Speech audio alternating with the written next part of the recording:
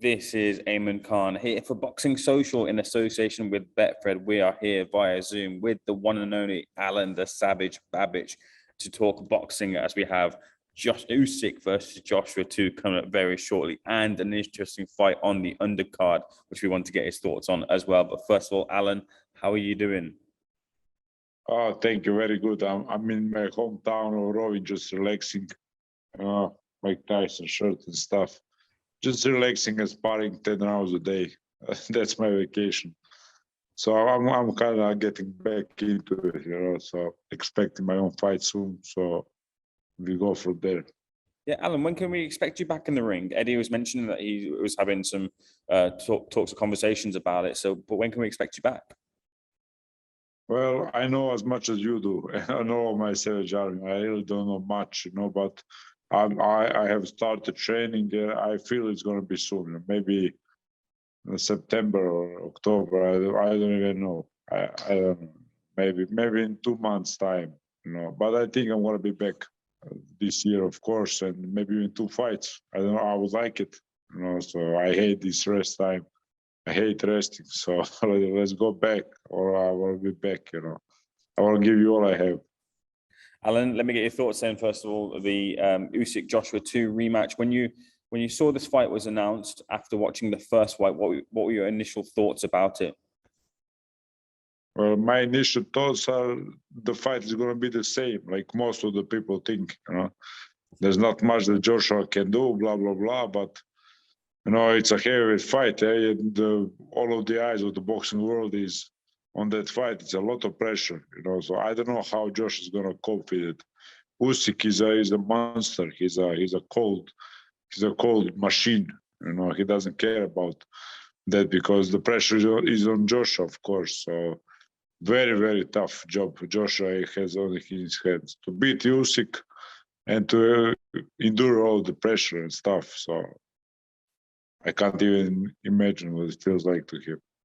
Alen, have you ever had a chance to spar Usyk at all? No, I'm so.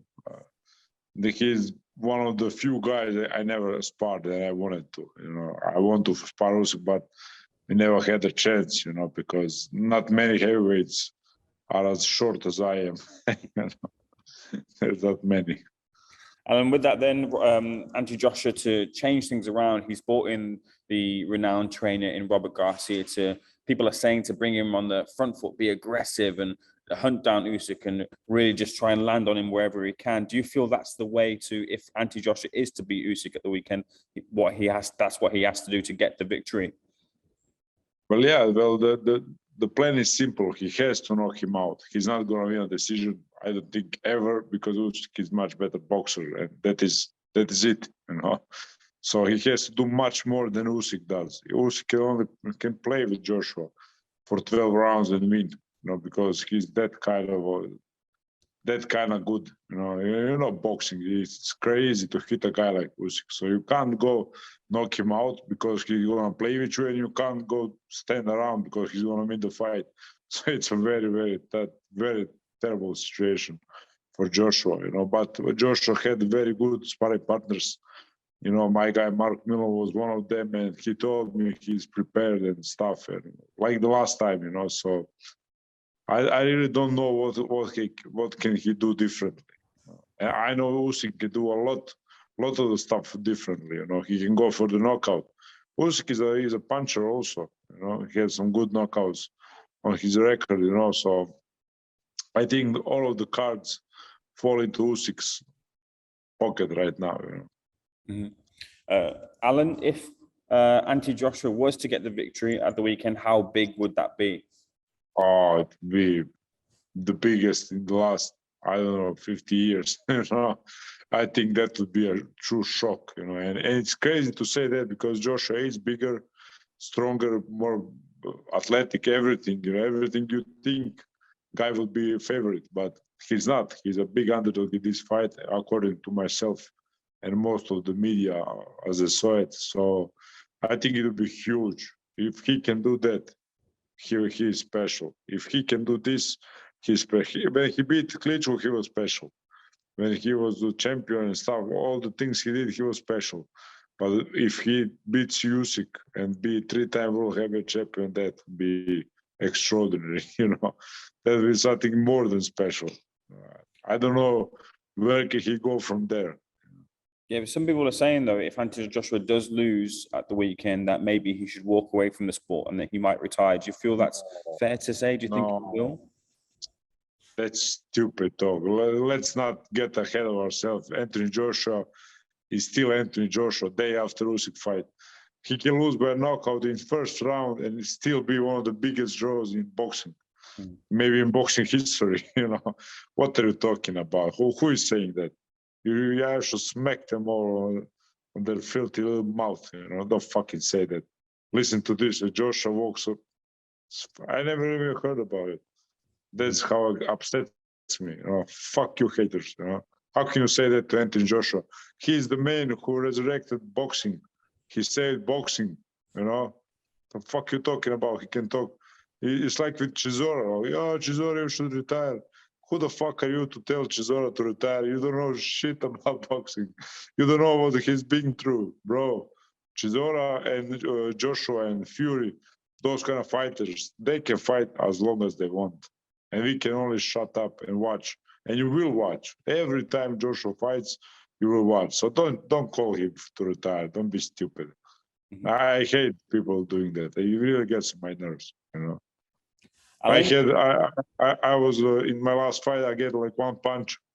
Oh, he should retire, bro. It doesn't work like that. We were punched in sparrings millions of times. I know Joshua has very hard sparrings, so he had a much tougher sparring than he will do in the fight because sparrings are different. You do 20 rounds a day. You do stuff. Don't just walk away from the sport when you lose. Alen, some people have mentioned when watching Alexander Usyk, they say that if you want to find Usyk's weaknesses, you have to look at Lomachenko. You have to look at Lomachenko when he was dropped by Linares with the right hand. Do you see any weaknesses in Alexander Usyk's game at all from when you watch him? No, not a single weakness. And all this stuff with his country and stuff, and he's very, energized by it, and he wants to prove the world, the Ukrainian power and stuff. So I don't see a single mistake in Usyk's steps. Do you think if Usyk, whoever gets the win at the weekend, do you think we will finally get the fight with Tyson Fury for undisputed? Well, like I said before, they can do whatever they want. They are controlling the game. So if Tyson Fury wakes up one day, wants to fight Usyk, he will. If Usyk wakes up one day, wants to fight Wilder, he will. So we don't know what's in their heads. Even I, who is in boxing, I'm in boxing. I want to be boxing great. I want to be everything. Even I don't know what is in their heads. So for a guy who never been in boxing, you can't know. So everything is possible, and that's the beauty of the boxing today. And that's what Joshua did.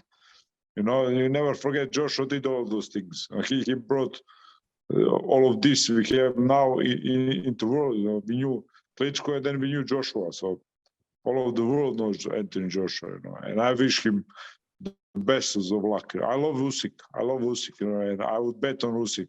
But I love Joshua like a human because he was good to me and stuff. And I wish him the best of luck.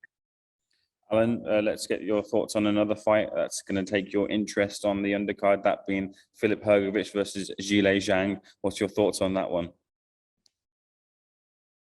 Yeah, no, I'm not gonna. You're expecting for me to go wild, but I'm not gonna do that, of course, because he's my countryman, and whoever fights from Croatia, I'm all in. I'm in his wagon, So I think he's gonna win. I think he's younger. I think Zhang Zhilei is very, very dangerous. I think Hrgović is younger. It's better. It's faster. Maybe even a stronger guy. The only thing that concerns me is that Zhang Zhilei is the southpaw, and Hrgović is not yet deal with such a great southpaw, on such a big occasion.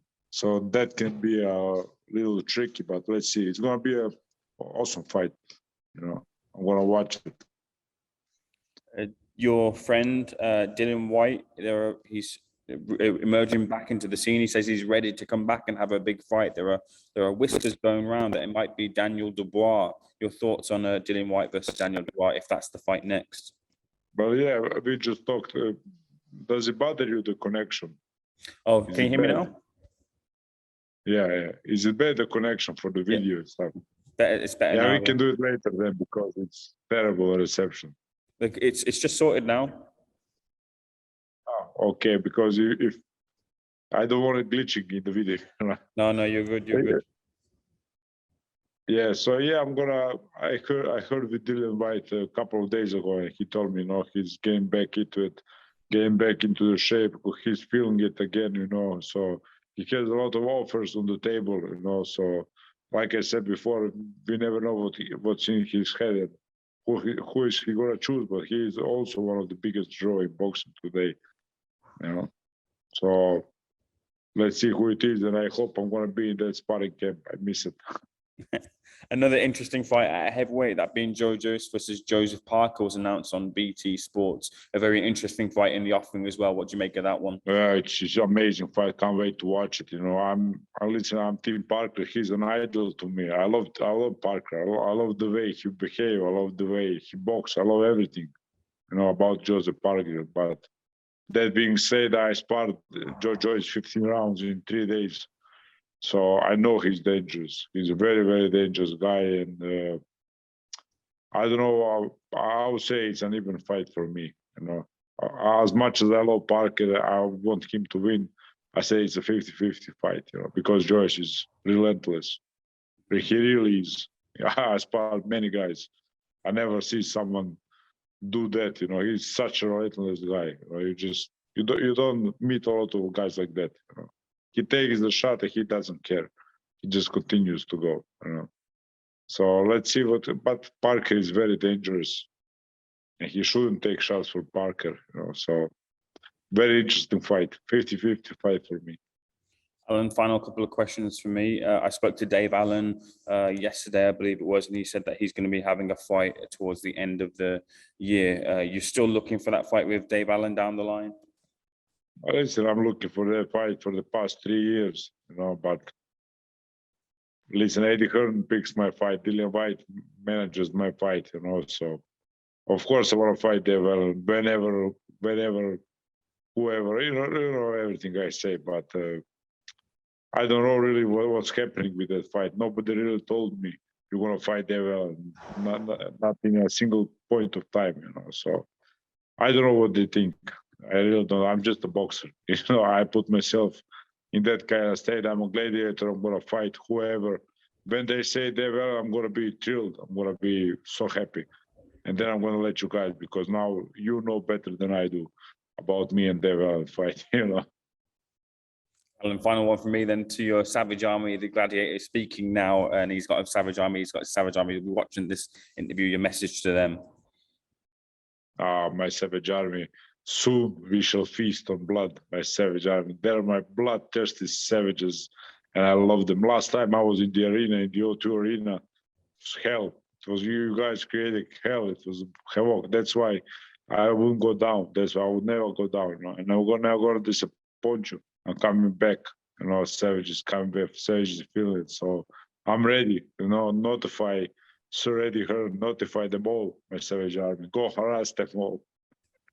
And let's get the fight. Alan, a pleasure speaking to you. Thank you so much for speaking to Boxers Social. We'll catch up very soon.